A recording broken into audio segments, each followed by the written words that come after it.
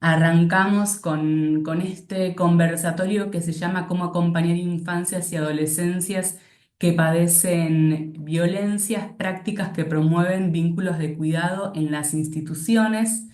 Este es el primer encuentro de los tres encuentros que vamos a tener a lo largo de tres martes consecutivos. Y antes de arrancar ahí propiamente con la conversación en torno a esta temática que nos convoca hoy, la idea era contarles ahí brevemente qué es YELADEINU, que YELADEINU es una institución que ofrece este conversatorio de manera gratuita y para toda la comunidad.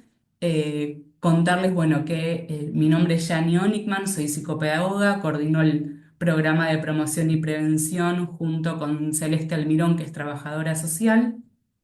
Presentarnos antes que nada y bueno, y contarles esto, que YELADEINU es una institución de la comunidad judía argentina creada con el fin de promover, proteger y restituir los derechos de niños, niñas y adolescentes. Como les venimos diciendo a quienes fueron ingresando un poquito más temprano, si todavía no nos siguen en redes sociales, invitarlos, invitarlas a que lo hagan. Si tienen ahí a mano el celular, lo pueden agarrar ahora, abrir Instagram y seguirnos en yeladeinu.web y suscribirse al canal de YouTube de YELADEINU, que es @YELADEINU en YouTube. Si buscan YELADEINU, nos van a encontrar, se pueden suscribir. En nuestras redes sociales van a ir encontrando información actualizada respecto de estos conversatorios gratuitos que ofrecemos a la comunidad. Y ahí como adelanto, contarles que en el mes de mayo hasta el mes de noviembre vamos a arrancar un conversatorio en torno a adolescencias y juventudes y la primera invitada para el mes de mayo es Karina Kaplan, que también va a trabajar sobre la violencia escolar. Esa información va a estar en las redes sociales, por eso les pedimos que nos sigan en Instagram. De todos modos, si se inscribieron a este conversatorio, les va a llegar la información para inscribirse en ese conversatorio o en la primera charla que la va a coordinar, que invitamos a Karina Kaplan. Para seguir contándoles un poquito más de YELADEINU, en YELADEINU hay dos patas grandes, una tiene que ver con la pata de protección de derechos y otra tiene que ver con la pata de promoción y prevención. En relación al área de protección, se hace una evaluación de riesgo y en relación a esa evaluación de riesgo que se hace es que se decide de qué o qué programas socioeducativos participa esa familia, ese niño o esa niña. Y para que tengan ahí una idea, grandes rasgos, hay un espacio de integración comunitaria, un espacio de fortalecimiento familiar, tenemos un centro de día para niños y niñas de 0 a 18 y tenemos un hogar de niños y niñas. Y todos estos programas o este área interviene y acompaña en todo lo que tiene que ver con salud, escolaridad de los niños y niñas, judaísmo, crianza saludable, integración comunitaria y otros dispositivos complementarios. Y para contarles un poquito más del área que les estoy contando, que es el área de promoción y prevención, que es desde el área al cual estamos ofreciendo este conversatorio abierto a la comunidad. El programa se llama Promoción de Derechos y Prevención de Maltrato Infantil, que tiene por objetivo propiciar espacios de reflexión e intercambio que permitan generar condiciones para que niños, niñas y jóvenes crezcan en contextos saludables donde se promocionen sus derechos y se creen pautas de cuidado previniendo todo tipo de violencias. Ahí abajo en la pantalla ven nuestro mail si nos quieren convocar por alguna cuestión, que es YELADEINU promoción y prevención @yeladeinu.org. Y para que sepan brevemente qué es lo que hacemos desde este programa de promoción y prevención, ofrecemos capacitaciones. En el marco de estas capacitaciones están los conversatorios abiertos, que ahora arrancamos con este ciclo de tres charlas los martes consecutivos. Después continuamos con el ciclo de adolescencias de mayo a noviembre. Y además ofrecemos estos espacios de reflexión a instituciones de educación formal y educación no formal. Entonces, ofrecemos estos espacios de reflexión también de manera gratuita a escuelas, a clubes, a organizaciones sociales. En el próximo encuentro les vamos a compartir un link de Forms preguntándoles si alguna de ustedes o alguno de ustedes tiene ganas de que llevemos estos espacios de reflexión a las instituciones en las que ustedes trabajan, pero de todos modos, si alguien tiene ganas de que vayamos anticipando algo de eso, nos puede también escribir al mail para solicitar estos espacios de reflexión de manera gratuita.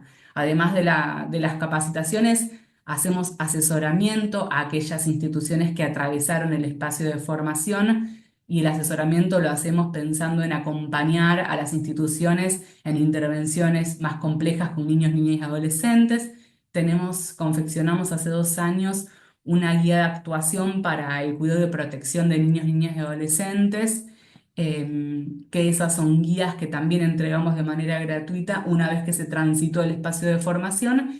Y tenemos una página web del programa donde pueden encontrar un montón de material diverso, incluso algún video que vamos a compartir hoy también lo encuentran en la página web, que es ieladenu.org.ar/pp. Ahí hay mucho material para familias y para profesionales.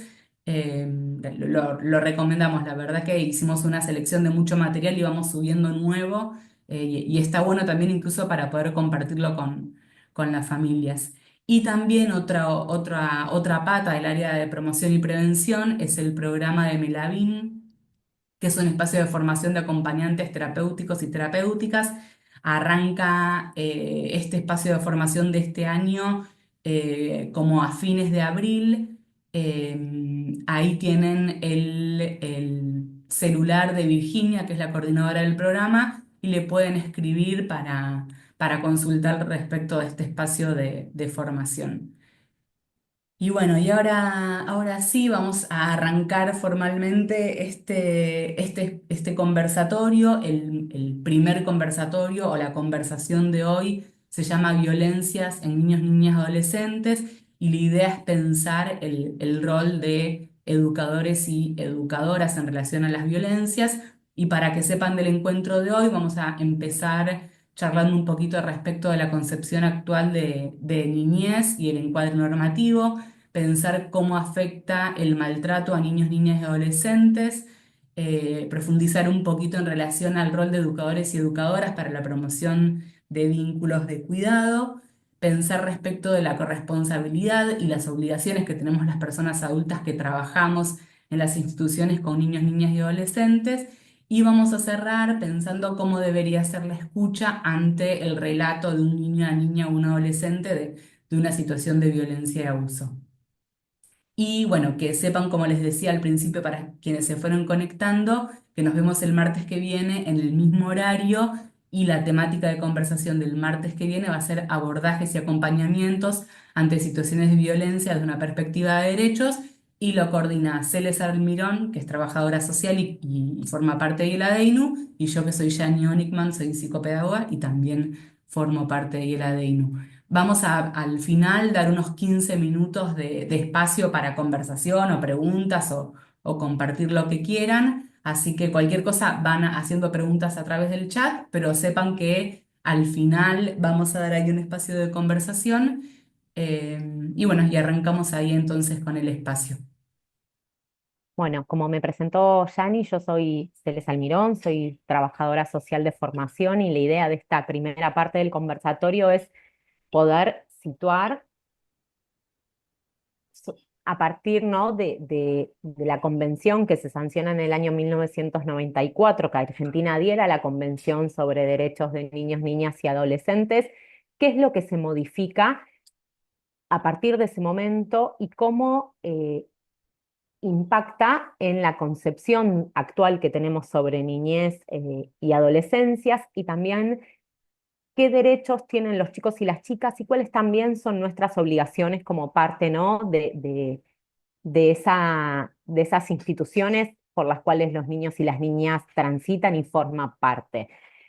Cuando yo digo 1994 nos parece que es un montón de años, y de hecho el año pasado se celebraron los 30 años de la adhesión a la convención, pero sabemos que los cambios de paradigma son lentos porque tiene que haber una modificación en la cultura y en el entendimiento que se tienen sobre las niñeces y adolescencias, y eso lleva muchos años, y el poder desarmar y deconstruir paradigmas anteriores, no es sencillo y estamos en ese proceso. Hubo un montón de avances, pero seguimos en ese proceso. No quiere decir que porque haga 30 años ya está saldado. Hay un montón de eso que todavía tiene que seguir sucediendo y que tenemos que seguir pensando y reflexionando.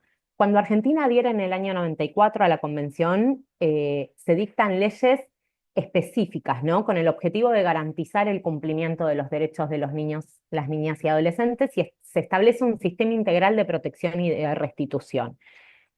Y lo que sucede es que se da un cambio muy fuerte en la perspectiva, como decía antes, sobre la perspectiva sobre las infancias y adolescencias, ¿no? Ubicando a los niños y a las niñas y adolescentes como sujetos de derechos.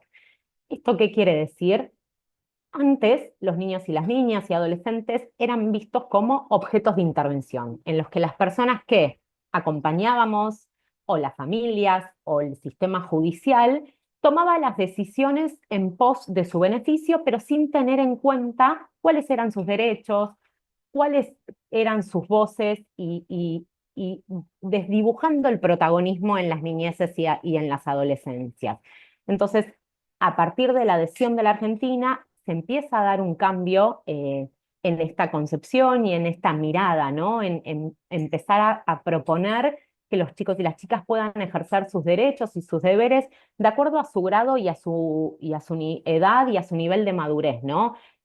Porque al inicio, cuando se empieza a dar este cambio de perspectiva, surgían como debates en los que decir, bueno, un niño de 4 años no puede, o una niña de 6 años no puede, y claramente hay un montón de cuestiones que las personas adultas tenemos que seguir garantizando y tenemos que ser garantes para que esos niños y niñas puedan gozar de esos derechos, pero también poder saber que tenemos que proponer el protagonismo y la escucha de esas niñeces y esas adolescencias, ¿no?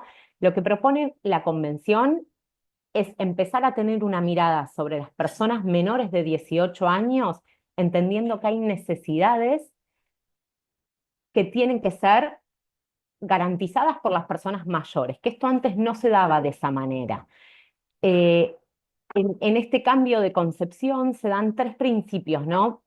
Fundamentalmente que lo concretizan, que tiene que ver con pensar esta autonomía progresiva de los chicos y de las chicas, y en esto que mencionaba recién, que hay que pensar en la edad y en las posibilidades según la etapa evolutiva en la que se encuentra un niño o una niña sobre lo que puede ir haciendo, pero también entendiendo que tenemos que acompañar esa autonomía, sabiendo qué es lo que se puede y lo que no se puede, pero impulsando esa autonomía de manera progresiva. Pensar en el interés superior del niño, ¿no? Y en esto de todas las acciones que hacemos las personas adultas tienen que estar puestas pensando en el bienestar de los chicos y de las chicas, en garantizar, en ser garantes de que los derechos de ser oídos y de que su opinión sea tomada en cuenta suceda.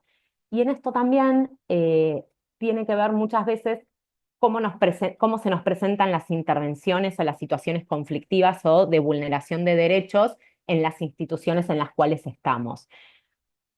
Para que esto suceda, y lo vamos a ver un poquito más adelante con Yani, tiene que haber una posibilidad de escucha real y de que las personas que ocupamos roles en las instituciones seamos personas accesibles para los chicos y las chicas y para que nos puedan tener como referentes y que nos puedan contar lo que está sucediendo. Y también poner una mirada sobre las niñeces y adolescencias y un registro, y más adelante Yani también va a hablar de algunos indicadores que nos pueden generar una alerta, pero ahí se nos pueden presentar 2 tipos de situaciones, ¿no? Que nosotras las definimos y que están definidas, ¿no? Como frente a la vulneración de derechos. Lo primero que tenemos que hacer dentro de una institución, sea de educación formal o no formal, es poder registrar, dejar registro de esta situación, pero también poder dar a conocer, dar cuenta de esta situación, ¿no? Al equipo de orientación, al equipo de coordinación, a la dirección, al equipo técnico, a quien esté acompañando, por ahí no en la presencia permanente con los chicos y con las chicas, pero quien sea parte de la institución, tenemos que poder conocer ese circuito para poder llevar esta situación. hay algo que lo vamos a hablar durante todo el conversatorio de hoy, de que la importancia para acompañar a niñeces y adolescencias que están transitando situaciones de violencia es saber que no estamos solos y solas, que yo no estoy sola como educadora, como trabajadora social, como psicopedagoga, frente al acompañamiento que se da a ese niño o esa niña, sino que hay un equipo con el que tengo que poder contar. Y para poder contar tengo que conocer ese circuito, tengo que conocer a quién se lo tengo que poder contar. Y una vez que identificamos esta situación y que llevamos esta situación a quien corresponda para pensarla de manera conjunta, tenemos que poder identificar si estamos frente a una situación de urgencia o si hay una situación de vulneración de derechos, pero que no requiere una actuación inmediata, ¿no? Que sí va a llevar a una planificación de una intervención y de pensar cómo acompañar esa situación de ese niño o de esa niña, pero que no nos lleva a pensar en una situación de urgencia. Una situación de urgencia es cuando registremos que hay un riesgo de vida actual o inminente para ese niño o para esa niña, cuando haya una convivencia con esa persona agresora y estamos frente a una situación de violencia extrema, ¿no? Si por ejemplo, para poder entenderlo, si a mí un niño me relata una situación de abuso por parte de un tío que es de su grupo conviviente, yo en ese momento tengo que tener una intervención de manera urgente, no puedo esperar, porque yo ahí lo que estoy haciendo probablemente es que ese niño vuelva a esa casa a esa misma situación y que probablemente pueda suceder alguna situación abusiva nuevamente.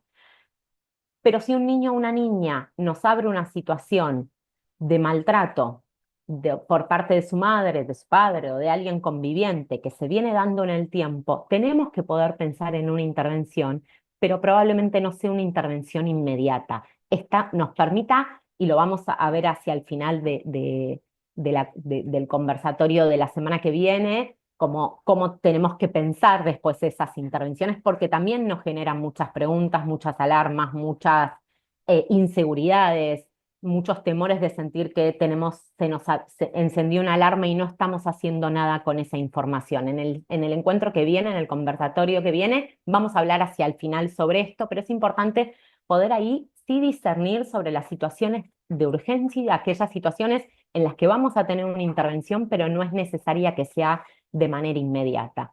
Y en relación a esto, muchas veces nos parece necesario poder pensar eh, con claridad, porque hay algo que todavía, las situaciones de maltrato hacia las niñeces y adolescencias sigue pareciendo muy estigmatizante y sigue pareciendo que no nos sucede en nuestra institución, que sucede en otras instituciones, que sucede en algunos sectores socioeconómicos, que no sucede en esta comunidad.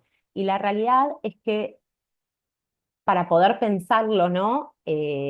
Con datos y con indicadores objetivos, es que en la Argentina 7 de cada 10 chicos y chicas entre 1 y 14 años experimentó prácticas de violencia, de crianza violenta, ¿no? Esto es una encuesta realizada por UNICEF del año 2019 y 2020. No hay números actualizados que probablemente sean iguales o un poquito más altos, ¿no? Esta encuesta es sobre las condiciones de vida en las niñeces y adolescencias que hace UNICEF junto con CENAF y plantea que alrededor del 70% de las personas encuestadas, personas adultas, ¿no? Encuestadas, eh, admite que aplicó algún método de disciplina violento. ¿Qué quiere decir método de disciplina violento? Y lo vamos a ir viendo durante el conversatorio de hoy. Situaciones que son de maltrato. Y el maltrato hacia los niños, niñas y adolescentes no tiene que ver solo con las cuestiones físicas, tiene que ver con las cuestiones psicológicas, verbales, de negligencia, de abandono. Entonces, para poder tener un número, ¿no? Es en esto que es fuerte, cuando uno lo ve, es decir, bueno, 70% de las personas que fueron encuestadas eh, en esta encuesta que hizo UNICEF y CENAF, dicen que aplicó métodos de disciplina violento, que tuvo situaciones o de violencia física, de violencia psicológica, de negligencia o de abandono hacia sus hijos, hijas o niños, niñas que crían. Y la mitad admite haber aplicado castigos físicos en niños y niñas y adolescentes, ¿no? Un cuarto de estas personas reconocieron haber dado un chirlo, el 22% haberlos amarreado, el 14% haberles pegado en una extremidad, ¿no? En un brazo o en una pierna, el 7% haberles golpeado en la cabeza. Esto quiere decir que, como yo decía al inicio, si bien hace 30 años que la Argentina adhiera a la Convención de Derechos de Niños, Niñas y Adolescentes y hay un cambio de paradigma y hubo un montón de modificaciones en la concepción y en las maneras de alojar, sigue habiendo mucho trabajo por qué hacer y probablemente si 7 de cada 10 chicos y chicas entre 1 y 14 años experimentó formas de crianza violenta, lleven algo de esto a las instituciones que transitan. Y yo deseo que lleven algo de esto porque quiere decir que estamos generando un espacio de confianza en el que ese niño o esa niña encuentra personas adultas de referencia que pueden escucharlas, ¿no? Y lo que les decía cuando empecé con esta diapositiva, la violencia hacia chicos y chicas es una problemática global y no es solo en determinados sectores o en determinadas culturas o comunidades. Es una problemática que se está dando en todas las sociedades, en todos los niveles socioeconómicos y en todas las comunidades. Y hay algo de la violencia que tiene un componente que la hace más compleja, la violencia hacia niños, niñas y adolescentes, que es que en la mayoría de situaciones ocurren en el interior de los hogares, ¿no?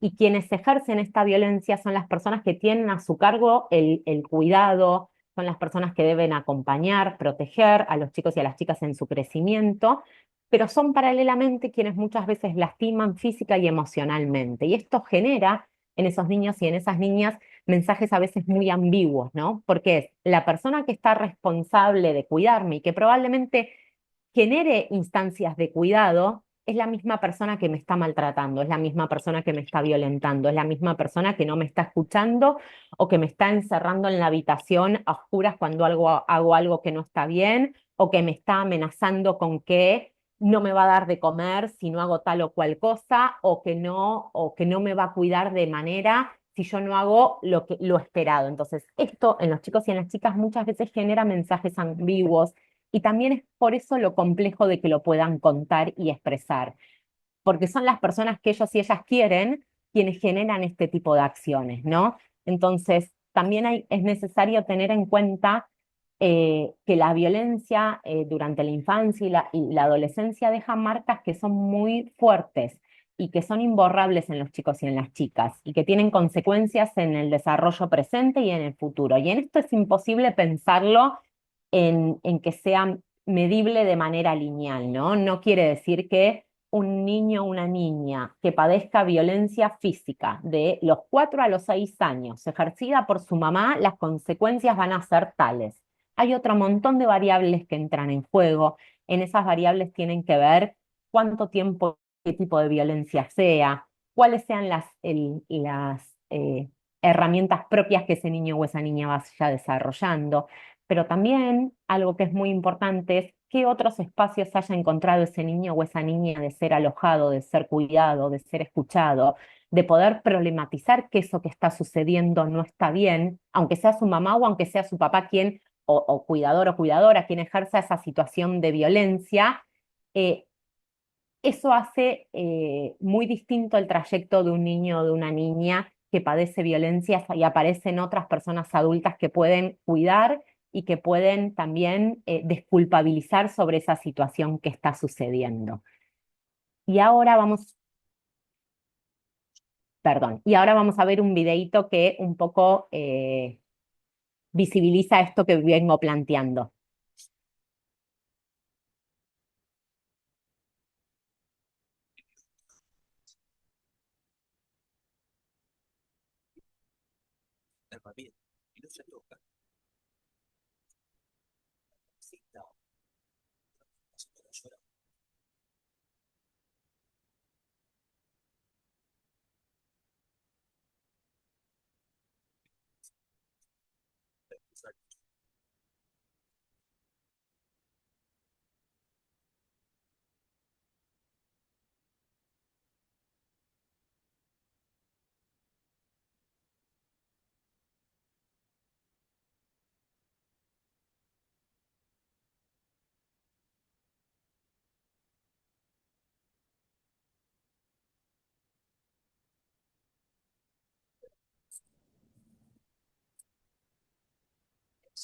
Ahí, si les parece, le vamos a dar pausa al video para intentar solucionar lo que está pasando con el sonido que se escucha ahí bajito. A ver, ahí lo pongo de nuevo a ver si logré.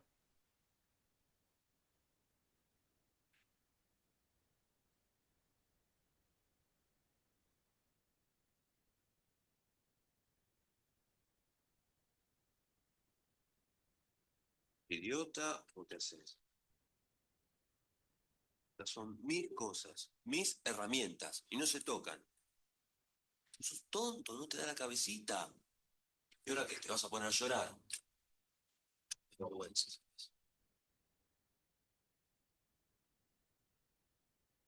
Me estoy harto de decirte las cosas.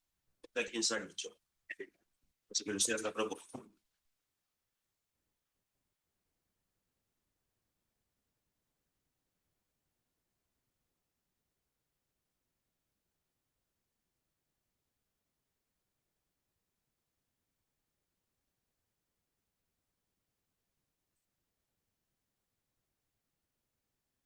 Cuenta que no te da la cabeza.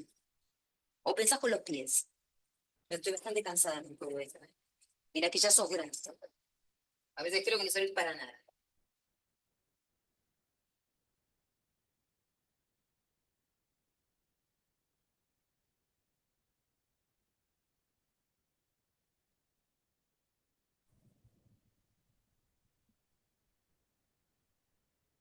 Bueno, ahora en breve vamos a retomar algo en relación a este video, a esta campaña que les acabamos de compartir, pero antes de empezar a reflexionar sobre estas violencias y el rol que tenemos como educadores y educadoras, es que queríamos traerle algo respecto de los indicadores, o queríamos pensar con ustedes, compartirles cómo puede afectar la violencia en niños, niñas y adolescentes. Em, Estos son indicadores en rasgos generales, o sea, no quiere decir que si un niño, niña o adolescente tiene una serie de estos indicadores, entonces es porque efectivamente está atravesando una situación de abuso, de violencia. Pero sí lo que tenemos que pensar es que si vemos algo de esto que les vamos a compartir, es un niño, niña o adolescente que está padeciendo, que está atravesando algún malestar y que tenemos que pensar alguna forma de acompañarlo, acompañarla a atravesar ese malestar y aliviarlo, que pueda estar mejor. Entonces, si escuchamos y vemos algo de esto, tenemos que pensar ahí como equipo o como profesional en cómo acompañar para que sepan, y la idea también es transitar esto así más rápidamente, porque entendemos que es algo que suele circular bastante, pero nos parece importante ahí por lo menos mencionarlo, es que los indicadores son a nivel emocional, social, escolar o físico.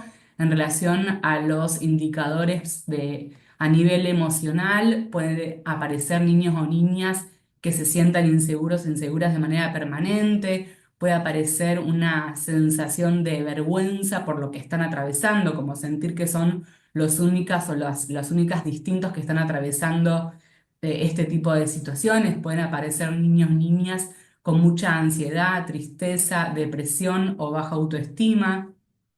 Pueden ser niños o niñas que sean muy desconfiados, desconfiadas, que estén todo el tiempo en estado de alerta, ¿no? Y se sobresalten por cualquier cosita, por cualquier estímulo que a nosotros nos parecería como de lo más habitual. Bueno, se sobresaltan. Son niños o niñas que les cuesta mucho entablar vínculos de confianza. Muchas veces aparecen estallidos que nos parecen como muy abruptos en relación a niños o niñas que tienen reacciones impulsivas o se enojan o empiezan a pegar patadas, ¿no? Como hay como pareciera como una reacción desmedida en relación a lo que había sucedido.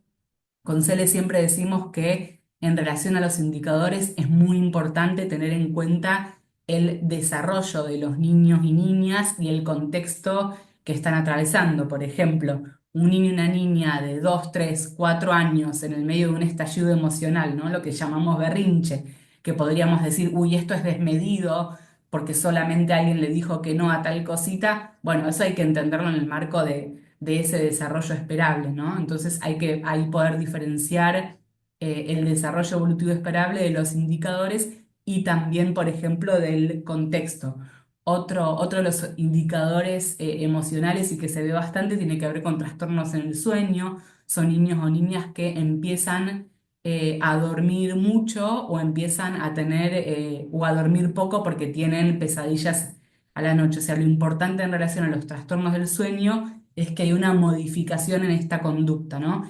Niños o niñas que de repente se empiezan a quedar dormidos o dormidas en la escuela o en el espacio que trabajemos, bueno, nos tiene que ahí también poder llamar la atención. Otra vez, importante distinguir los terrores nocturnos de las pesadillas que pueden empezar a aparecer porque están atravesando una situación de violencia o abuso. También pueden ser niños o niñas que les cueste interpretar las emociones de las otras personas o que les cueste ser empáticos o empáticas, ¿no? Como que se disocian. Y también otro indicador como que suele llamar bastante la atención y que suele aparecer, tiene que ver con conductas masturbatorias compulsivas. Esto quiere decir también otra vez diferenciar del desarrollo esperable. Hay una edad en la que los chicos y las chicas empiezan a explorar sus genitales. Acá estamos hablando de otra cosa, ¿no? No de un niño y una niña que está explorando y le decimos, mira, esto no se hace delante de otros chicos o chicas y lo puede dejar de hacer. Estamos hablando de una situación, ¿no? De una masturbación y de una situación en la que les pedimos, les decimos que eso no se hace delante de otras personas y no puede parar de hacerlo, ¿no? Por eso se dice que es una conducta masturbatoria compulsiva. Y también pueden aparecer juegos simbólicos o dibujos sexualizados, ¿no? Que niños o niñas jueguen a representar escenas sexuales o que aparezcan también dibujos de genitales. A nivel social pueden aparecer también respuestas agresivas o antisociales, bastante parecido a lo que traíamos recién. Puede también haber niños o niñas con una demanda de amor que nos pareciera como excesiva, ¿no? Nenes o nenas que todo el tiempo necesitan estar arriba de la docente. Acá también es interesante pensar en, por ejemplo, los procesos de adaptación en nivel inicial. Bueno, posiblemente encontremos niños o niñas que quieran estar más a UPA de una docente, ¿no? Entonces, bueno, si eso se da en un contexto particular, en una situación particular, bueno, no es que hay que tomarlo como un indicador para nada. También a nivel social puede haber niños o niñas como que evitan encuentros amistosos, que se muestran muy tímidos, tímidas, hay mucho retraimiento, hay desconfianza, ¿no? Para entablar esos vínculos de amistad. Y también a nivel social puede aparecer un relato explícito respecto de una situación de violencia que al final de este conversatorio se les va a abordar, bueno, qué podemos hacer si aparece este relato explícito de parte de un niño y una niña, ¿no? ¿Qué pasa si nos lo cuenta en el marco de una ronda? ¿Qué pasa si nos lo cuenta de manera individual? Pero ahí Celes al final va a trabajar más específicamente sobre esto. Y a nivel escolar o cognitivo suelen aparecer dificultades en el aprendizaje, ¿no? Suelen aparecer dificultades para iniciarse en la alfabetización, no son niños o niñas que les cuesta mucho alfabetizarse, y sobre todo son niños o niñas como apáticos o apáticas, ¿no? Por eso aparece hay como un retraimiento, un ensimismamiento, y son niños o niñas que no les interesa explorar y salir a conocer el mundo. También pueden aparecer niños o niñas sobreadaptados o sobreadaptadas, ¿no? Puede aparecer un niño o una niña de 3 años o de 2 años que se comporta como si fuera un pequeño adulto. A veces nosotras solemos celebrar algunos hitos más vinculados a la autonomía de los niños o niñas, pero hay que prestar ahí atención si eso es saludable para esa edad, ¿no? Y también, bueno, el último indicador tiene que ver con los indicadores a nivel físico, que suelen aparecer retrasos en el crecimiento. Otro indicador que suele aparecer tiene que ver con la encopresis o enuresis, o sea, niños, niñas que controlaban esfínteres, o sea, que dejaron de usar pañales y de repente empiezan a tener estos llamados accidentes y hacerse, por ejemplo, pis o caca en la siesta. Eh, También otra vez es importante tener en cuenta el desarrollo evolutivo de los niños y las niñas, saber que estos llamados accidentes se pueden dar hasta los 6 años, o sea, el control definitivo del control de esfínteres se suele dar a los 6 años. Y también tener en cuenta cuando hay un niño o una niña que se está haciendo piso caca en la institución, también es muy importante indagar con la familia cómo fue ese proceso de control de esfínteres, ¿no? ¿Qué pasó? Si de repente le sacaron los pañales al año, o hubo un acompañamiento ahí de ese niño o esa niña para dejar los pañales, ¿no? Em, pero bueno, sí saber que ahí también hay un cambio de conducta, ¿no? Hay un niño y una niña que controla el esfínteres y hay un punto en el que deja de hacerlo. También pueden aparecer somatizaciones, por lo general estas somatizaciones que aparecen tienen más que ver con somatizaciones a nivel gástrico, diarreas, dolores de cabeza muy fuertes, y también pueden aparecer lesiones, digamos, en los niños y las niñas, cortes o intentos, digamos, de lastimarse a ellos mismos, o bueno, lesiones provocadas por quien le está generando violencia. Y el otro indicador tiene que ver también, es bastante similar al trastorno en el sueño, pero este es un trastorno en la alimentación, que son niños o niñas que de repente cambian su forma de comer, o empiezan a comer vorazmente, o empiezan a tener una falta de apetito. Entonces, estos cambios de conducta nos tienen que llamar la atención y bueno, y pensar que ahí tenemos que acompañar de alguna forma. Estos indicadores, por ejemplo, en nuestra página web están. Y ahora quizás sí, más retomando el video, la campaña que veíamos recién, la idea es pensar respecto al rol que tenemos como educadores y educadoras en relación, ahí va, en relación a nuestro rol. Algo que siempre pensamos con Celes tiene que ver con poder revisar la representación que tenemos de lo que es una situación violenta. O sea, hay como dos cositas para pensar. Primero, seguramente estas cifras que nos compartía Celes hace un par de diapositivas, que 7 de cada 10 transitaron una situación de violencia, es una cifra que nos llame mucho la atención, ¿no? Como, digamos, nosotras con Celes trabajamos acompañando situaciones de violencia hace muchos años, y cuando vimos esta cifra nos llamó enormemente la atención y pensábamos, bueno, ¿por qué esta cifra nos llama tanto la atención?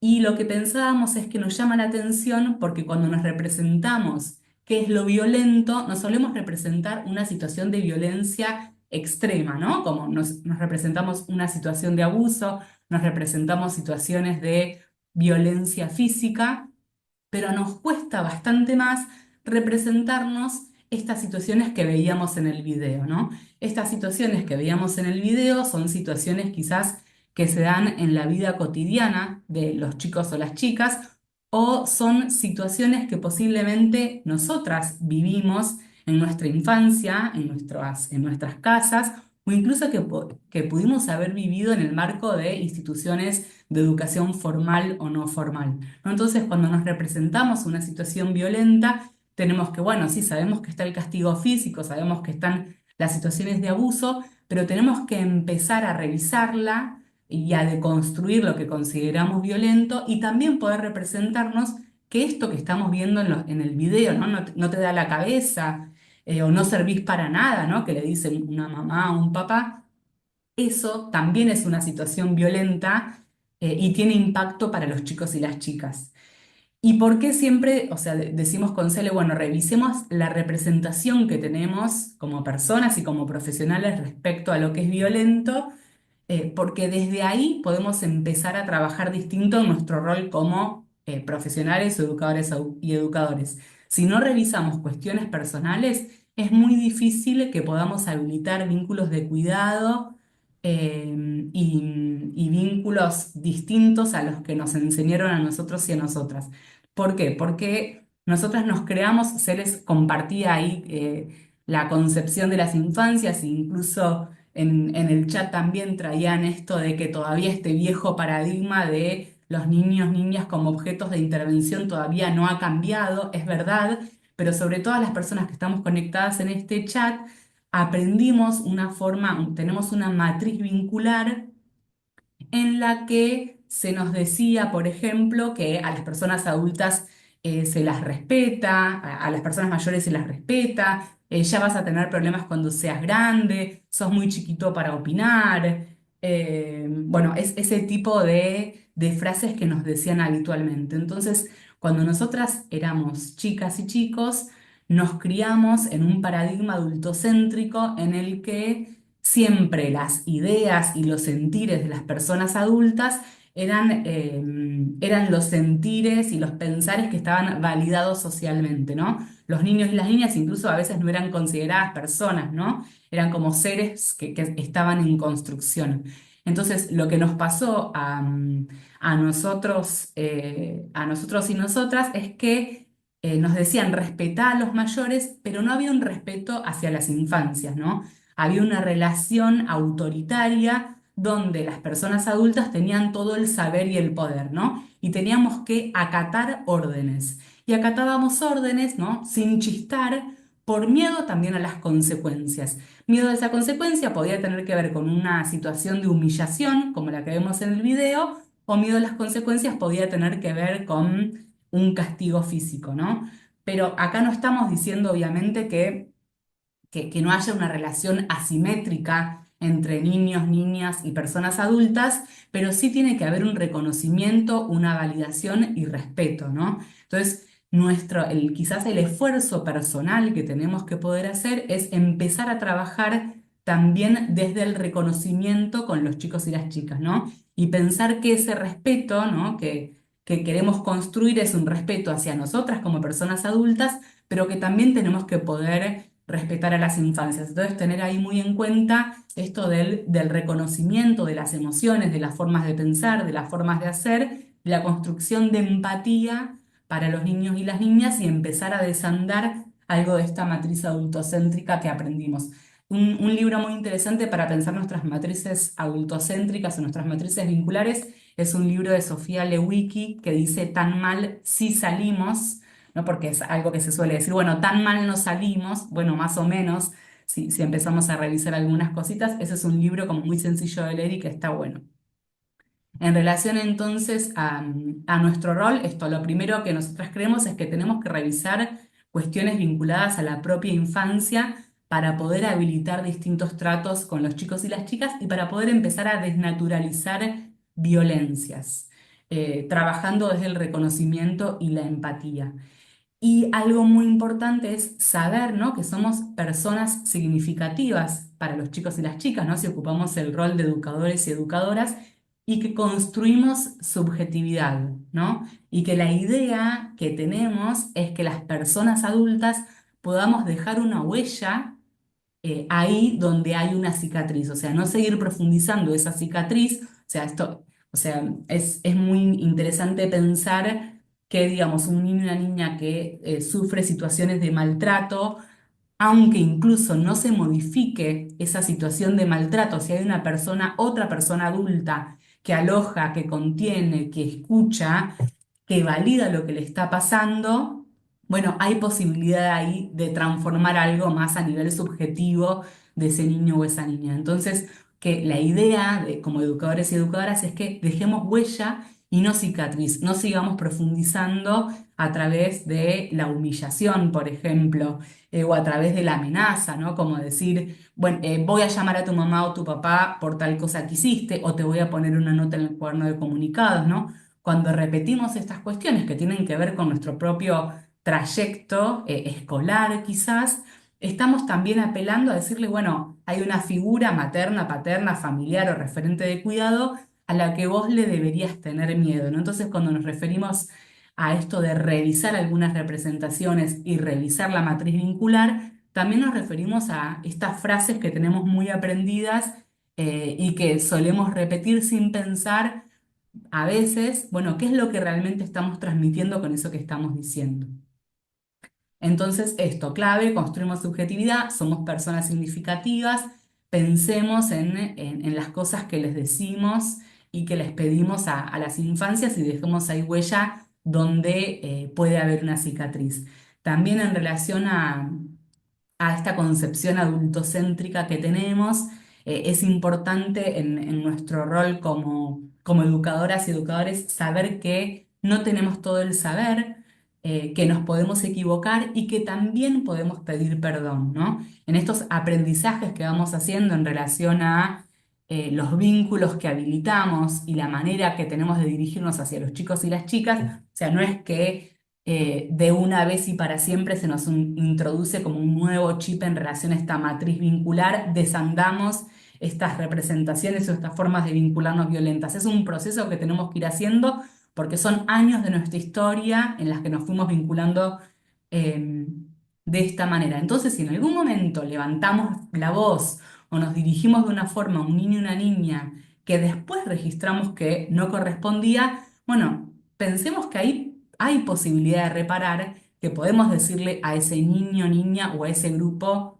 perdón, no debería haber hecho esto, no se le tiene que gritar a nadie, ¿no? Como hay esa posibilidad, o sea, tenemos esta sensación también de autoridad construida y esa persona con autoridad tiene todo el saber, el poder y no nos equivocamos. Bueno, trabajamos un montón como educadores y educadoras en que los chicos y las chicas se pidan perdón, en revisar cómo se comportan. Bueno, también lo podemos hacer como adultos y adultas, ¿no? Saber que no sabemos todo, que nos equivocamos y que podemos pedir perdón. También es interesante pensar en relación a la conversación o a la comunicación que habilitamos en los espacios educativos. En el próximo encuentro vamos a hablar un poquito más sobre comunicación, pero sí es importante pensar en poder construir y tener una escucha empática y disponible para los chicos y las chicas, ¿no? En esto de dejar huella, también pensamos en la posibilidad de ser refugio. Nosotras traemos mucho a Karina Kaplan. Hay un libro que Cele siempre dice que debería ser obligatorio para todas las personas que trabajan en educación, que se llama La afectividad en la escuela, de Karina Kaplan, que habla mucho en relación a cómo hay que tener vínculos cuidados con los chicos y las chicas y de confianza para que pueda suceder luego, por ejemplo, el aprendizaje. Es un libro muy lindo para leer y ahí ella toma mucho este concepto, bueno, de poder ser refugio. Y para poder ser refugio y alojar a los chicos y las chicas, bueno, es muy importante que no desacreditemos sus sentires, que valoremos lo que nos vienen a contar. Y sabemos que en las instituciones muchas veces es difícil generar estos espacios de conversación y de escucha realmente disponible. Entonces, lo que tenemos que poder intentar hacer es, bueno, ser conscientes de que si ese niño o esa niña nos está contando algo y estamos apuradas, que es posible, bueno, al menos ponerlo en palabras, decirle que nos interesa escucharle, que ahora no lo podemos hacer, que después lo hacemos en un ratito, ¿no? Pero bueno, poder estar ahí disponibles a la escucha y si no estamos disponibles en ese momento, poder habilitar luego un espacio de conversación sabiendo que para que un niño o una niña nos cuente algún padecimiento, tiene que haber transitado otros espacios de conversación con nosotras. Es muy difícil a un chico o una chica romper esa barrera que le implica contar algo que le da mucha vergüenza si no fue construyendo esos espacios de intimidad y conversación con nosotras. Por eso es tan importante pensar, por ejemplo, en validar, en habilitar los espacios de conversación. También es muy importante pensar en el tipo de vínculos que habilitamos con los chicos y las chicas, ¿no? Para que los chicos y las chicas sepan que ese es un espacio que sucede algo distinto y que pueden contarnos lo que les está pasando. Como les decía, bueno, es importante también estar, como decía, un poco en relación a los indicadores, estar atentos y atentas a las simbolizaciones, a las manifestaciones de ese padecimiento de los chicos y las chicas, o sea, estar también atentos, atentas a las formas que tienen los chicos y las chicas de vincularse, a cómo son los juegos de esos niños y esas niñas, a cómo son los dibujos. Entonces, sí, también tener ahí puesta la mirada, ¿no? Más allá de que esto puede aparecer en un relato, pero después sí pueden aparecer otras cositas que nos empiecen a hacer ruido. Eh, otra cuestión interesante para pensar en relación a nuestro rol tiene que ver con esto que también les compartí hace un ratito, que tiene que ver con conocer el desarrollo esperable, evolutivo de niños y niñas para no proponerles actividades que no tengan que ver con sus posibilidades. O sea, no pedirle a los niños y las niñas que se comporten como pequeños adultos y adultas. Porque esa también es una forma de violencia o de poco cuidado, digamos, cuando le pedimos a un niño y una niña de una sala de dos que se quede quietito y calladito cuando estamos leyendo un cuento, ¿no? No está dentro de las posibilidades de un niño y una niña de 2 años quedarse 8 minutos sentado, sentada, escuchando pasivamente.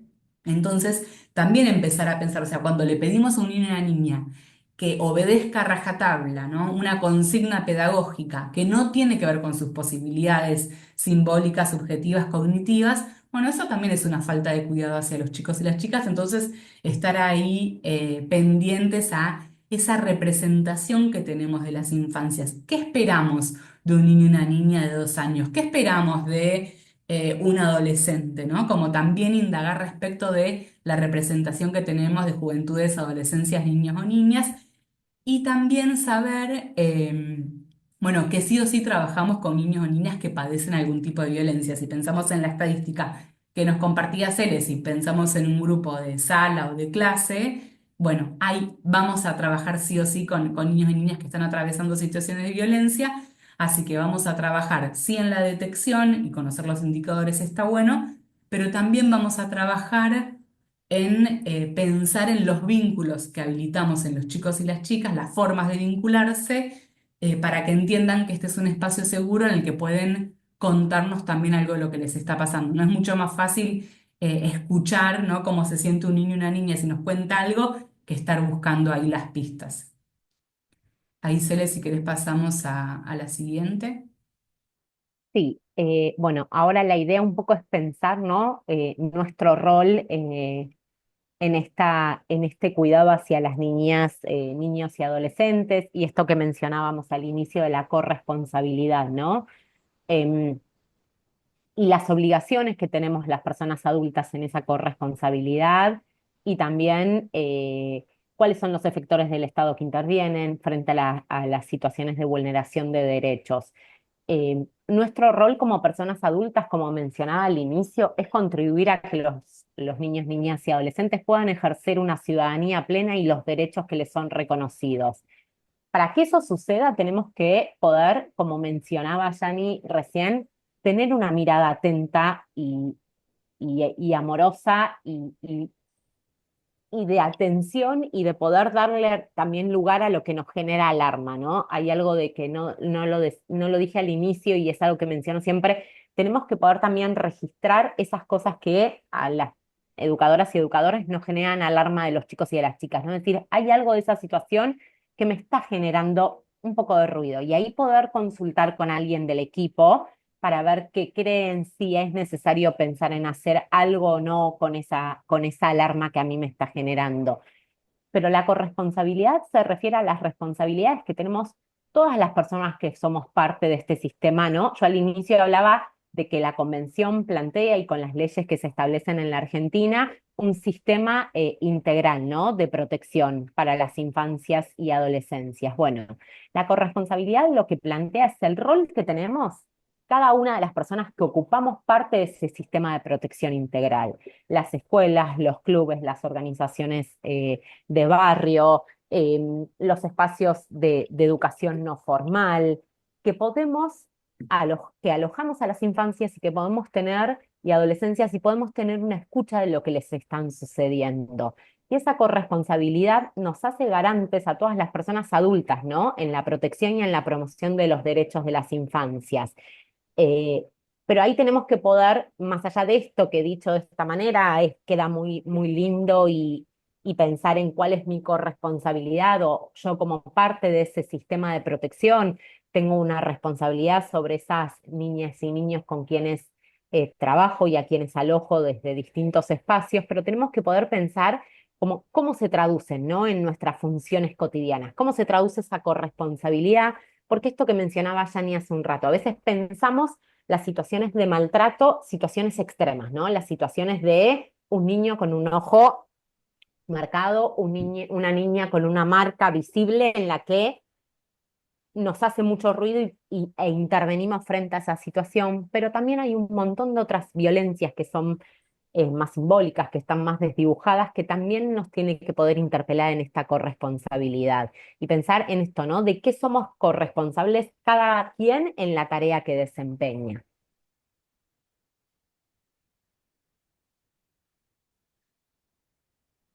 Y bueno, vamos a intentar ahí, voy a intentar meterle un poco de pata a esto que nos queda, si podemos cortar -10, pero en relación, nos gusta pensar con Celes como, bueno, en una pata más preventiva y quizás en una pata más, bueno, cuando ya está sucediendo una situación de violencia, pero lo que pensamos siempre, ¿no? Con Celes es que la asistencia, la participación de niñeces y adolescencias en espacios educativos o en clubes o en organizaciones posibilita como dos cuestiones.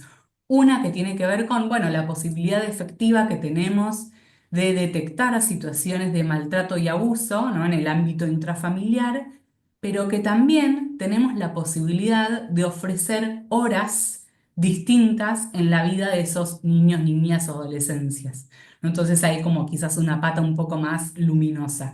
En relación a la asistencia de los niños y niñas y la posibilidad de detectar situaciones de maltrato y abuso en el ámbito en el que trabajamos, algo que nos parece clave en relación a esta corresponsabilidad de nuestro rol tiene que ver con tener claros los circuitos institucionales. O sea, podemos trabajar en el marco de una institución educativa eh, y saber, por ejemplo, o sea, no es que tengamos que conocer todo el protocolo, pero sí saber, por ejemplo, a quién le tenemos que transmitir una situación de violencia, una situación que nos está preocupando. Lo mismo en una organización o en un club, ¿no? Saber si hay una situación que me hace ruido, no pensar que, bueno, que yo me tengo que ocupar de esta situación en soledad, sino a quién del equipo de esta institución yo le tengo que transmitir esta situación. Eso es conocer los circuitos institucionales. Y si, por ejemplo, trabajo en un equipo técnico, en una escuela o en alguna organización, saber que para esa persona que trae esta situación, ¿no? Y que conoce este circuito institucional porque se acerca a a contarnos algo, aunque no participe de todas las estrategias o de todo el acompañamiento o la intervención, es importante poder contarle algo de lo que va a seguir sucediendo.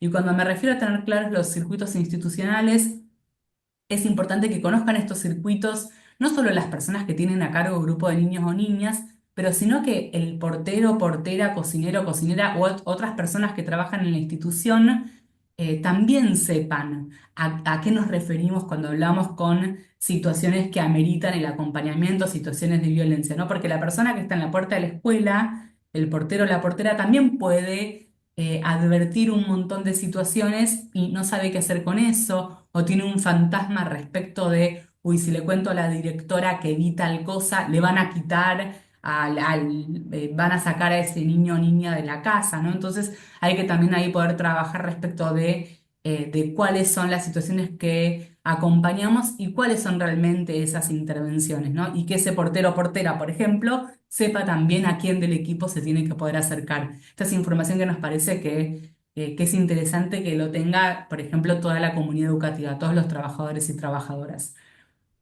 Es importante cuando detectamos una situación de abuso o maltrato, trabajar en equipo y en red. En equipo es esto que decía, ¿no? No es responsabilidad de la persona que detecta la situación el pensar las estrategias y llevarlas a cabo. Es algo que se tiene que hacer en equipo porque son situaciones que llevan mucho tiempo. A veces, digamos, si es una situación de riesgo, como decía Celes, de riesgo de vida, es una cosa. Y otra cuestión es, por ejemplo, cuando tenemos que trabajar con una familia para desandar estas matrices adultocéntricas o violencias que tenemos como muy incorporadas, ¿no? Cuando acompañamos para pensar en una crianza más cuidada o respetuosa, bueno, son procesos con las familias. Es un proceso para la familia, suele ser también un proceso para ese equipo que va acompañando. Entonces, trabajamos en equipo, no trabajamos nunca en soledad y también trabajamos en red, ¿no? Porque podemos trabajar con la pediatra de ese niño o de esa niña, o con el apoyo escolar, o con el club, ¿no? abrir un poco el juego, porque también en el próximo encuentro se les aborda lo que tiene que ver con acompañamientos en situaciones más complejas, pero a veces también en las instituciones educativas agotamos todas las estrategias y nos cansamos de una situación que no logramos modificar. Abramos el juego siempre desde el inicio, ¿no? Para pensar qué están haciendo y qué pensaron y cómo pueden intervenir otros efectores de salud o del apoyo escolar o del club. Entonces, trabajo en equipo y trabajo también en red, ¿no? Ampliar esa red institucional.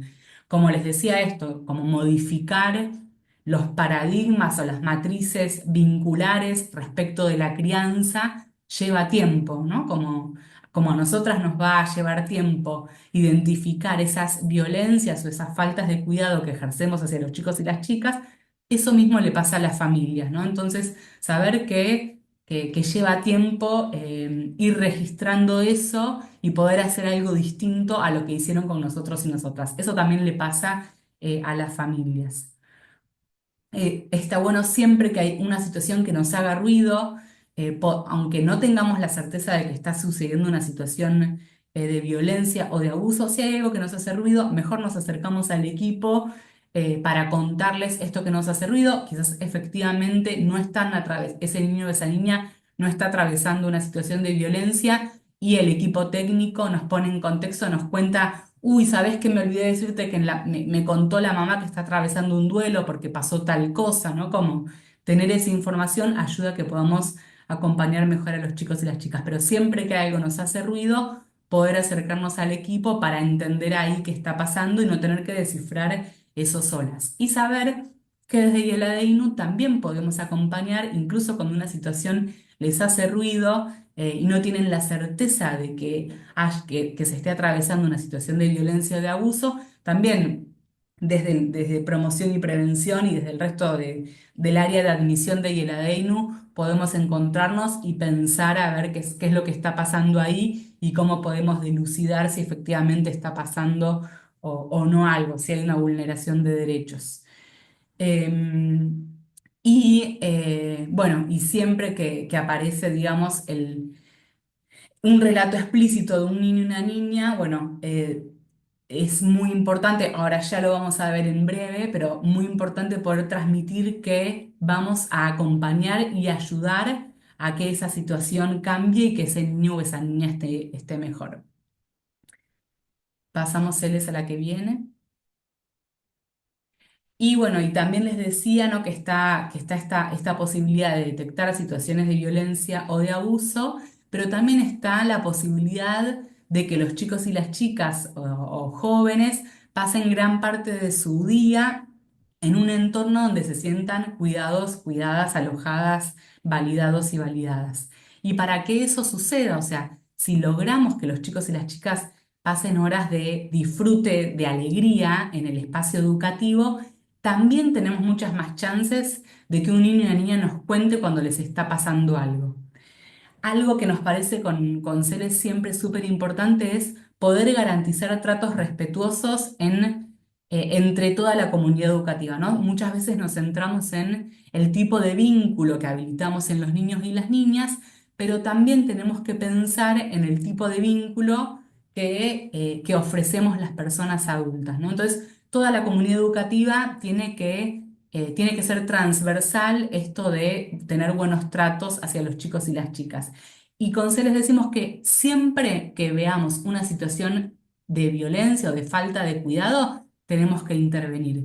Esto es siempre cuando lo vemos entre los chicos y las chicas, pero también si yo estoy pasando por un pasillo y veo que Celes, que es docente, le está gritando a un grupo de niños o niñas, tengo que poder decirle algo a Celes y tengo que poder decirle algo a ese grupo respecto de que Celeste no debería gritar de esa forma. De la misma manera que tengo que poder intervenir si hay una familia que está hablando delante de un niño y una niña de manera violenta. Estas son intervenciones, nos suele ser mucho más fácil intervenir cuando el maltrato es entre niños y niñas, pero nos es mucho, mucho más difícil poder intervenir cuando Celes le grita a otro niño o una niña. ¿Por qué? Porque tenemos esta concepción de cómo le voy a restar autoridad a Celes y decir que no puede hacer eso que está haciendo. Y la verdad es que cuando pensamos en la intervención de como que le estamos quitando autoridad a la familia o a Celes, que es docente, en realidad estamos pensando en la subjetividad de Celeste. Estamos pensando en que Celes no se ofenda o que esa familia no se ofenda. Y no estamos pensando en la subjetividad de un niño y una niña, eh, que es, digamos, la subjetividad que deberíamos estar cuidando. Entonces, lo importante es poder intervenir y encontrar la forma en la que nos podamos sentir cómodas interviniendo. Por ejemplo, una familia en la puerta del jardín me dice me pregunta cómo, vamos a ir a un ejemplo que quizás incluso no detectemos tanto ahí como violento, sino más como adultocéntrico. Una familia, cuando salimos, cuando busca el niño o la niña de jardín, nos pregunta si hoy siguió mordiendo como ayer o si hoy se volvió a hacer pis en la colchoneta, ¿no? Como nos hace una pregunta respecto de ese niño o esa niña. Y por lo general, por las cuestiones que tenemos aprendidas y también por los tiempos institucionales, empezamos a contarle a esa familia sobre, por ejemplo, el desempeño de ese niño o esa niña, ¿no?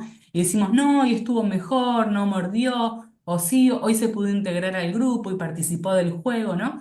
Y nos ponemos a hablar delante de ese niño o esa niña como si no existiera. Y esto es algo que bajo ningún punto de vista se lo haríamos a otra persona adulta. Yo no les preguntaría a ustedes, adelante de Celes, ¿cómo les parece que fue el desempeño de Celeste en esta capacitación? Ustedes no se animarían seguramente a abrir el micrófono y empezar, y bueno, no sé, Celes tal cosa, quizás tal otra, ¿no? Porque saben que es una situación incómoda para Celeste. Bueno, esto que no haríamos bajo ningún punto de vista con otra persona adulta es algo que solemos hacer con los niños y las niñas por este paradigma que tenemos respecto de cómo concebimos las infancias. Y para un niño y una niña estar hablando de su intimidad, o estar hablando si mordió o no mordió, su desempeño como si no estuviera ahí, bueno, también es una situación de falta de cuidado. Entonces, pequeña intervención que podemos hacer cuando una familia nos empieza a hablar delante de ese niño o esa niña como si no estuviera ahí, nos agachamos y le preguntamos, ¿querés contarle a tu mamá o tu papá cómo jugaste hoy? ¿O querés contar, no cómo, o incluimos al niño o la niña en esa conversación, o le decimos a esa familia, mira, después te lo escribo en un mail si te parece, así no hablamos delante de fulano o fulana. Eso con las familias. Y quizás ¿no? con Cele, si está gritando en un grupo de niños o niñas, tenemos que poder animarnos a intervenir de alguna manera para no validar eso que está haciendo. O sea, si otra persona adulta pasa por la clase de Celes y Celes está gritando y no hacemos nada, estamos validando que está bien gritar, ¿no? Que está bien esa violencia o que está bien humillar.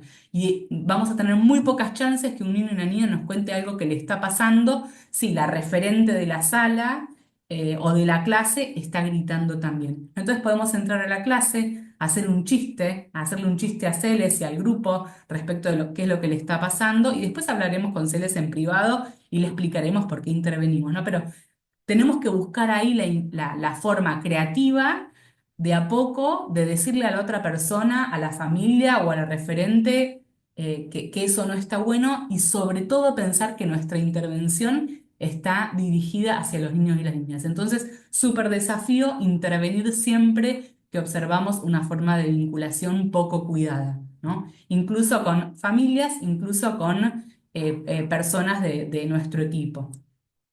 Y bueno, y quizás para ir cerrando esto de la corresponsabilidad, bueno, saber que para desandar estos vínculos violentos cuando se dan más en el marco de la grupalidad es necesario un abordaje, por ejemplo, cuando hablamos de situaciones de acoso escolar, es importante un abordaje de la sala o del grupo de clases, es importante un abordaje comunitario con las familias, es importante un abordaje con ese niño o niña que está padeciendo la violencia y es importante también en las situaciones, por ejemplo, de acoso escolar, el abordaje con ese niño o niña que ejerce la violencia. Y tener siempre en cuenta, en esto de que decía de que tenemos siempre que poder intervenir para garantizar tratos cuidados, que somos personas significativas para los chicos y las chicas y que las cosas, los gestos y las palabras que decimos inciden en la subjetividad de los niños y niñas. Y en esta última parte, ya para abrir ahí un ratito de intercambio, la idea es pensar, ¿no? Cómo nos posicionamos en la escucha ante situaciones de violencia y abuso que nos pueden relatar niños, niñas o adolescentes. Como primer punto, siempre creer, a ver, aunque algo de ese relato nos genere dudas, digamos, uy, no está siendo del todo coherente, uy, me dijo esto y después se dijo, siempre tenemos que poder como creer ese relato y no ponerlo en duda. Esa es el momento de repensar ese relato, cómo lo dijo, cómo no lo dijo, va a ser posterior. En relación a eso también es importante y necesario tener una escucha atenta y tranquila, ¿no? Hay algo que un psicomotricista plantea, que se llama Esteban Lewis, que es una posición de escucha ética. Y me parece que es un concepto muy interesante de pensar en cómo nos posicionamos frente a los chicos y las chicas. Porque muchas veces, y cómo nos posicionamos hasta desde el gesto y desde el hablar de arriba y el no poder agacharnos y estar a la par para poder escuchar. Algo de eso también construye el cuidado de esa escucha, ¿no? Y en esto es importante el no corregir el relato, el no ser incisivas en las preguntas, el saber que probablemente pueda haber un relato que no tenga a veces tanta coherencia o que no nos cierre o que haya algo de lo que dijo que puede no tener como correspondencia con lo otro, pero en ese momento lo que tenemos que poder entender y comprender es que la importancia de esa escucha es lo que nos va a permitir acompañar y aliviar a ese niño o esa niña o ese adolescente. Más allá de la veracidad de ese relato o no, o de en quién lo están poniendo. Muchas veces cuando hay situaciones abusivas, los chicos y las chicas pueden poner esa persona que generó el abuso en otra persona, pueden estar con muchísimo miedo, entonces hacer un relato más confuso o con poca claridad. Pero ahí lo que nosotras tenemos que poder registrar es que la importancia de ese relato es el alojar a ese niño o esa niña, que ese niño o esa niña entienda que hay una persona adulta que quiere escucharla, que quiere escuchar qué le está pasando sin atestar a preguntas, sin sentir dudas en esa escucha. También sobre esto es importante el no emitir juicios de valor sobre la persona agresora, porque muchas veces esta persona agresora, como mencionaba al inicio, esta persona que genera la situación de maltrato o violencia, es una persona que para ese chico, para esa chica, sea un referente afectivo, sea alguien de cuidado. Estos números que hablábamos allá al inicio, ¿no? De pensar ese 22% que ha zamarreado o que ha dado un golpe, o ese 70% de personas adultas que cuidan que han ejercido situaciones de violencia, probablemente tengan un vínculo de afecto con ese niño, con esa niña, y paralelamente tengan vínculos en los que apliquen una disciplina violenta en la crianza. Entonces, es importante no emitir juicios de valor y poder, aunque nos enoje, y en el encuentro que viene abrimos pensando el encuentro con qué nos pasa frente a estas escuchas, ¿no? ¿Qué nos pasa como educadoras, como personas frente a esta escucha? Pero en este momento hay que poder priorizar esa escucha hacia ese niño o esa niña sin decir palabras que puedan generarle miedo o temor, ¿no? Que le permitan y que le habiliten el seguir hablando. También algo que es importante y necesario es poder garantizar la intimidad en el momento que se está dando este relato. Sabemos que a veces no es sencillo y a veces las instituciones y las lógicas de funcionamiento y las multitareas hacen que esos espacios no sean siempre tan fáciles de generar, pero sí tenemos que poder ser coherentes en esto del respetar la intimidad de este niño o de esta niña, que es algo que muchas veces decimos, pero a veces cuando lo tenemos que hacer nos cuesta. Entonces tenemos que poder generar un espacio de escucha y si esas condiciones no están dadas, poder decirle si podemos esperar a que yo le pida a Yani que venga a quedarse en la sala y yo me voy con él o con ella un ratito a escucharlo. O si en el momento del recreo buscar ¿no? Y también a veces hay algo que es real, que hay condiciones que no están dadas y que hacemos esa escucha dentro de un aula, y eso también es real y es algo que sucede, pero tratar de ser muy cuidadosas en el momento de esa escucha, también poder entender que parte de garantizar esta intimidad es después no contar al resto del equipo si no tiene una intencionalidad en la que yo le voy a contar a Yani porque vamos a pensar juntas cómo acompañar esa situación, ¿no?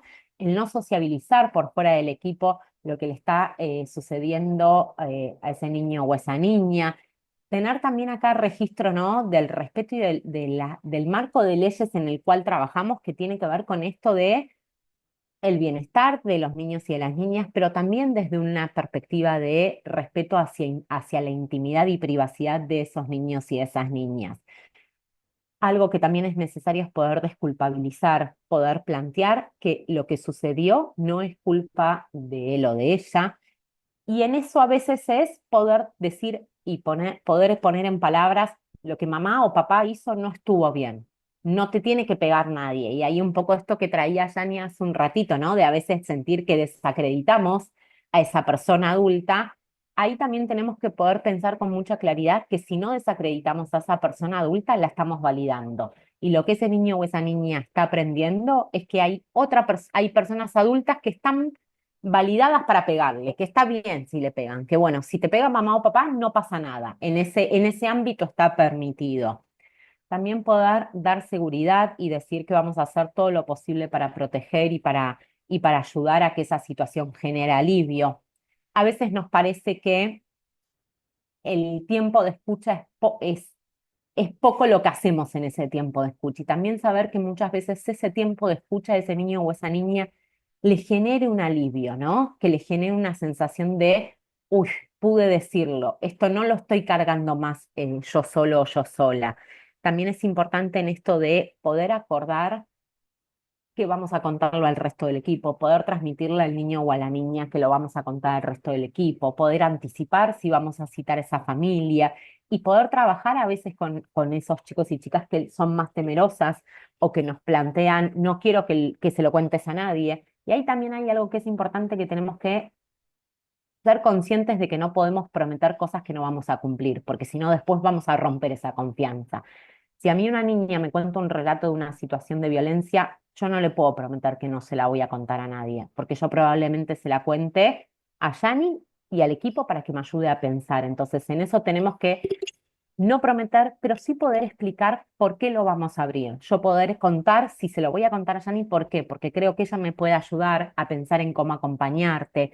Si hay miedo en citar a la familia, trabajar por qué aparece ese miedo. También contar qué es lo que vamos a decir, porque también para un niño que está transitando una situación de violencia, si yo me abre la situación de violencia, no devuelvo nada, y el paso siguiente es cito a la familia. A ese niño o esa niña se le puede generar la fantasía de qué le van a decir ahora. Y ahora le van a decir que yo conté que me pegaron. Y entonces ahora cuando yo llegue a casa eso va a ser un infierno.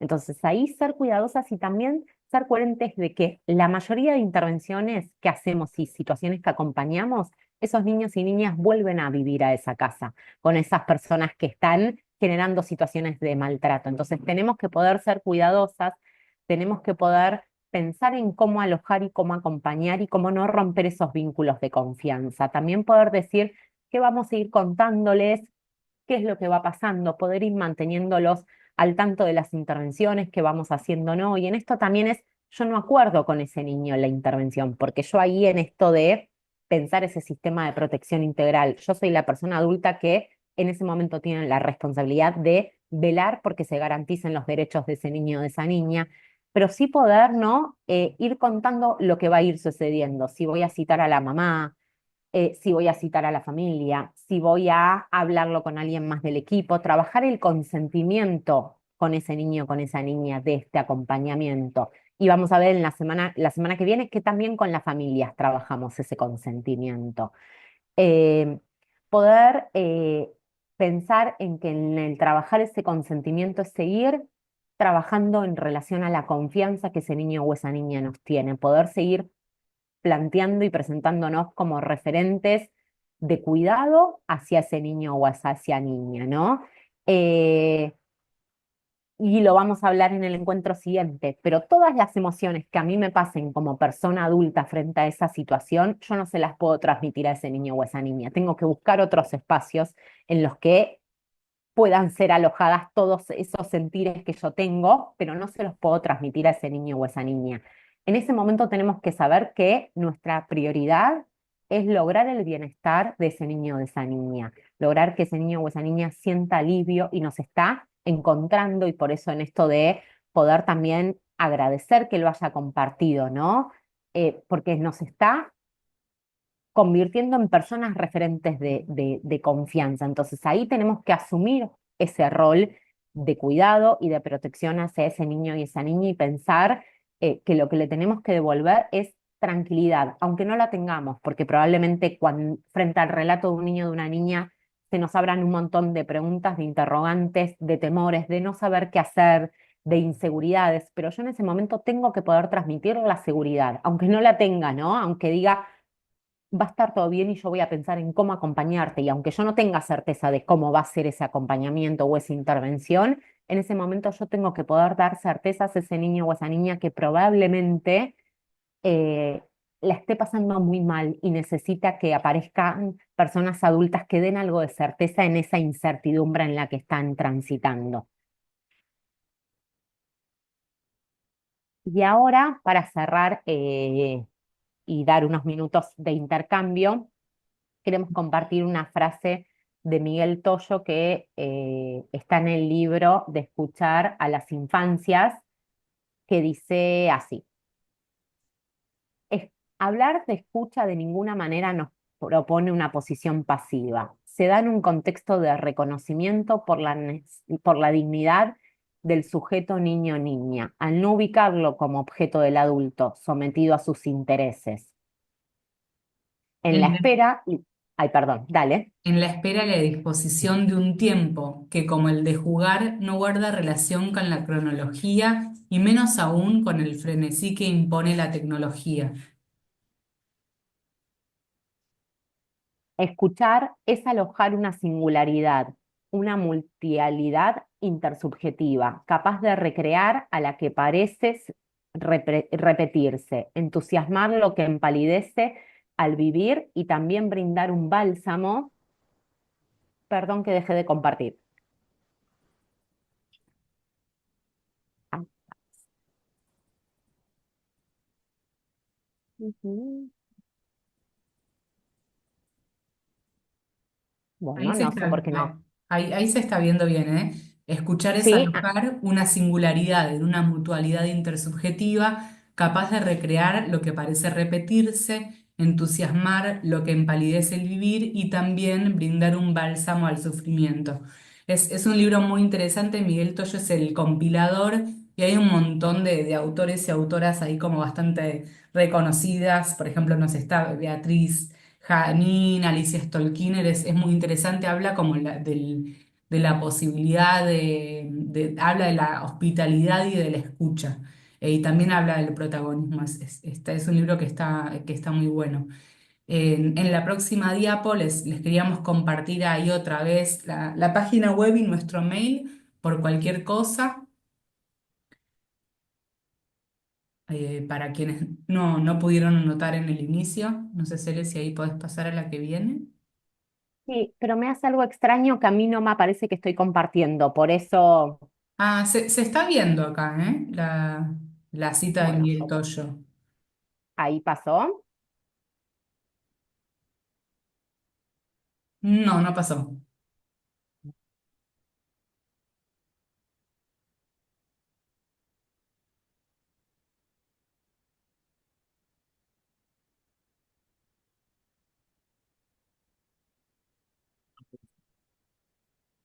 Bueno, ahí va.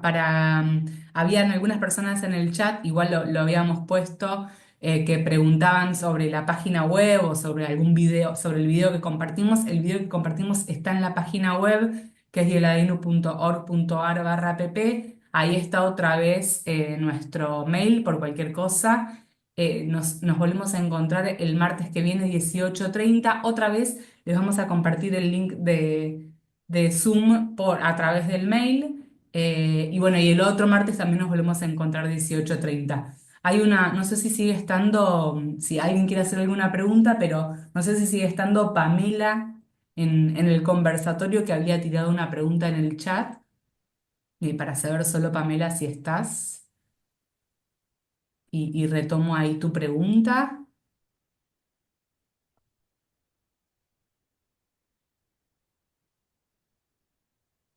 O alguien, si no. Bueno, tiro la pregunta de Pamela por si le sirve a alguien más y cerramos si nadie más tiene ninguna pregunta.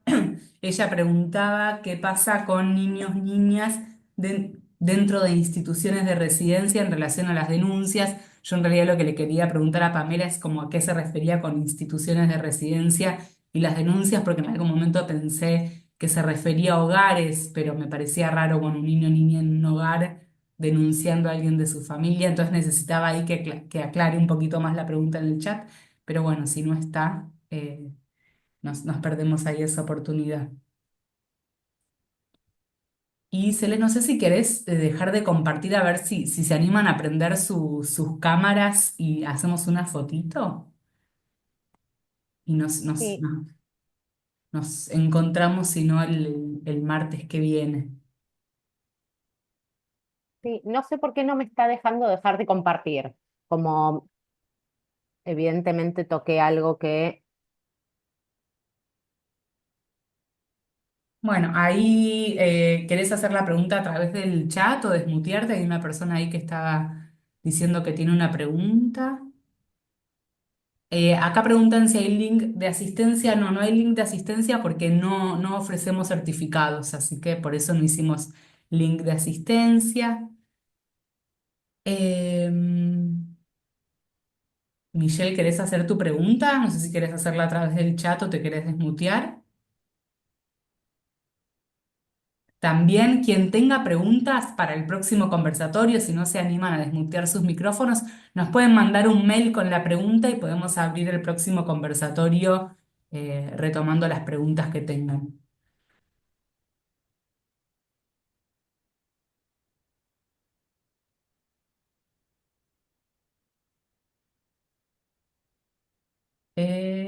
Michelle dice, ahí, a ver, Michelle, que te desmuteo, a ver si te veo acá. ¿Querés si no ir escribiéndolo en el chat mientras tanto? Mientras te encuentro para desmutearte acá, Michelle, reactivar. A ver, ahí está, Michelle, te habilité el micrófono. Bueno, la verdad que es una pregunta muy abierta y no se puede resolver ahora en lo que queda de la clase. La verdad que es muy interesante todo lo que dijeron, increíble.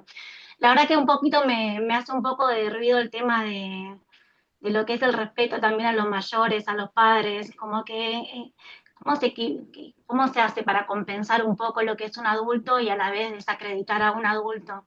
Hay situaciones que son de violencia, de abuso, pero hay situaciones donde el adulto también requiere como una mirada de respeto hacia él o ubicarlo en una situación de que el adulto tiene cierta autoridad sobre el niño, porque la verdad que en una familia, voy a decirlo así, digamos, sana, por así decirlo, una familia donde no hay situación de violencia, de acoso, la figura del respeto al adulto también suma en el desarrollo del niño y a futuro. Entonces, como que no sé cómo compensar un poco el desacreditar y a la vez el darle respeto. Eso un poco me quedó ahí pensando. Es Sí, interesante esto que ah, decís, nosotras por eso hablamos de reconocimiento, o sea, cuando hablamos de reconocimiento hablamos de un reconocimiento mutuo y también hablamos de que hay una asimetría, ¿no? Por eso hablamos de que hay esta corresponsabilidad o responsabilidad que tenemos las personas adultas respecto de los niños y las niñas. No es lo mismo, ¿no? Celeste también hablaba, por ejemplo, de no es que vamos a acordar con el niño y la niña la estrategia, no somos personas adultas que tomamos decisiones, le podemos comunicar tal cosa. Lo que a veces es difícil de entender para un niño y una niña es que el trato sea diferencial, ¿no? De algunas, yo te respeto como niño o niña en algunos acontecimientos y en otros no.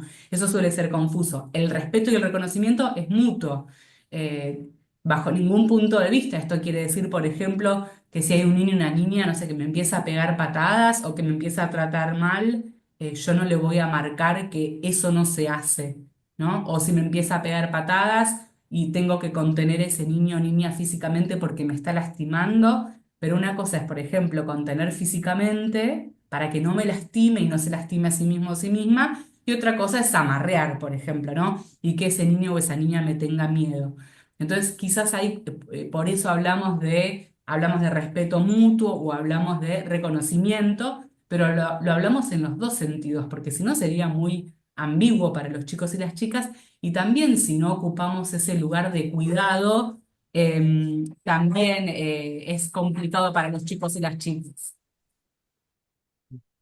Sí, y en ese sentido también creemos que es importante saber que, a ver, que la construcción de límites en las niñeces y adolescencias son necesarias y las entendemos como cuidado. A ver, que aparezca una persona adulta pudiendo decir no a esto o sí a esto, o yo hay determinadas cuestiones que las elijo yo como adulta, tienen que ver con cuidar a ese niño o esa niña. No quiere decir que los niños y las niñas deciden, que no hay una figura adulta que pueda decir, bueno, hasta acá, esto sí, esto no, o esto de esta manera, digamos, eso también si eso sucede, eso es maltrato, porque eso es negligencia y abandono, porque ahí no aparece la figura de una persona adulta cuidando y protegiendo, ¿no? Y hay algo de lo que establece la convención que tiene que ver con esto de entender que las personas menores de 18 años necesitan cuidados especiales, también ahí ubica a las personas adultas en un lugar de responsabilidad, de decir, bueno, tenemos que dar esos cuidados especiales que tienen que ver con cuestiones más de la supervivencia de los niños y las niñas, que es de la comida, como toda esa primera parte de más primera infancia y niñez, pero que también entendemos la construcción de límites como un cuidado, como que aparezca una adulta, esto en una familia en la que no hay situaciones de maltrato, porque también cuando hay situaciones de maltrato es muy difícil que haya situaciones de validar esos límites, porque probablemente haya un niño o una niña dolido, enojado y pasándola mal, pero en una familia en la que no hay situaciones de maltrato y aparece una adulta o una persona adulta poniendo ciertos límites, eso es parte del cuidado hacia las niñeces y eso tiene que pasar, porque si eso no pasa, ahí hay un descuido y hay una negligencia también. Si se entendió de esa manera, no lo pensamos desde esa manera. Tiene que aparecer una figura adulta que pueda cuidar y que pueda también decidir y discernir qué cuestiones son aptas y no para ese niño o esa niña, ¿no? Porque también la convención plantea esto de una autonomía progresiva y tener en cuenta las posibilidades y la edad y la etapa evolutiva en la que se encuentran los nenes y las nenas. No podemos dejar que un niño de 4 años elija no bañarse porque no tiene ganas. Bueno, pensaremos de manera creativa cómo lograr que se bañe, pero eso es algo que no lo negociamos, que no está puesto No, en seguro. juego. En ese sentido es eso No, y es, sí.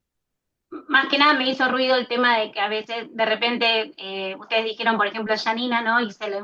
Que una pasó por al lado de la otra y vio que una le gritó al adulto, al niño, entonces ahí interviene para lidiar con ambas partes, o sea, quizás de repente te desacredita como adulto y al niño le hace un chiste. Entonces después de repente tu intención no, vos no sos la violenta, no sos la que maltrata, no sos la que abusa, simplemente fue un tono de voz que tuviste que elevar para que la situación la puedas manejar. Entonces también a desacreditarte un poco, después te puede jugar en contra para poner un límite. Pero bueno, igual entiendo que cada situación requiere Sí, y que también su ahí hay análisis. una, y que Sí, también y ahí estamos hablando probablemente, mm, de situaciones, digamos, donde no es que yo estoy elevando el tono de voz porque si no, no me van a escuchar, sino estamos hablando de violencias más a nivel emocional, ¿no? Como gritarle a un nene, una nena, en una situación donde lo puedo estar o la puedo estar humillando. Hablamos de esas Claro, situaciones. pero por ejemplo, si serían compañías de trabajo y las dos son maestras, una es docente y la otra es coordinadora, como que se supone que ambas están a la par de cuidar a ese niño, entonces como que mm, no necesariamente debería ocurrir una situación de maltrato en una escuela, eso quizás genera confusión en el sí, niño.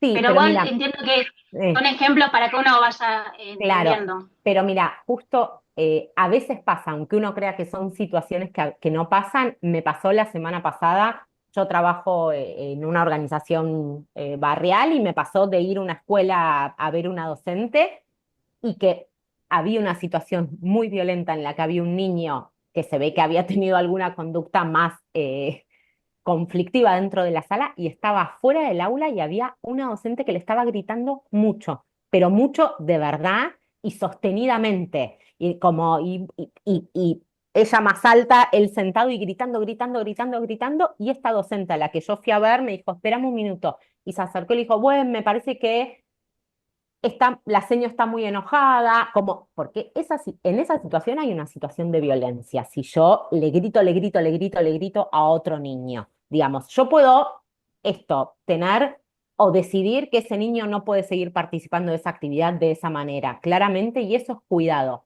pero yo no puedo gritarle sostenidamente a un Claro. niño un montón de tiempo. Vamos a esas situaciones más Sí, bruscas, sí, por ahí. entendí. Ahora entendí, Sí, entendí perfecto.